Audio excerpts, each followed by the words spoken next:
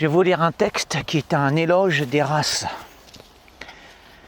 À chaque couleur de peau correspond une identité forte. L'aspect des bipèdes que nous sommes, issus de souches spécifiques, n'est nullement anodin. Au contraire, les innombrables physionomies existant autour du globe témoignent de ces différences cruciales ancrées dans nos gènes, nos cultures, nos terres, nos histoires, nos légendes, nos sensibilités, nos mœurs.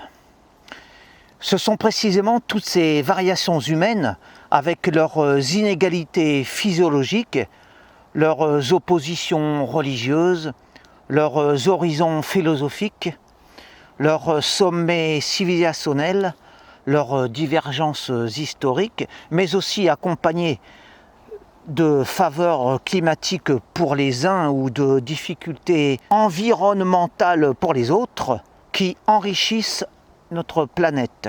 Bref, ce sont les irrégularités du terrain humain qui donnent sa saveur au monde.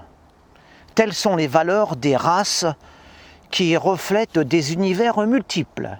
Il y a autant d'étendards raciaux qu'il y a de types faciaux.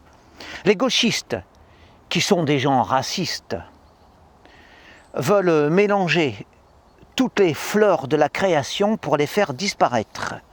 Ces ennemis des porteurs de sang pur aimeraient remplacer l'arc-en-ciel de l'humanité par un métissage massif, c'est-à-dire un brouillard généralisé uniformisant les mortels de la tête aux pieds, comme s'ils étaient incolores, inodores, interchangeables, clonés, déracisés.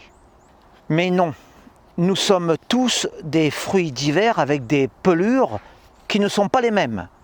Des formes épaisses ou allongées, des charmes plus ou moins légers, des attraits doux ou rudes, des corps et des esprits ayant des capacités pour les arts, des compétences pour telle activité, des intelligences adaptées à nos milieux, etc.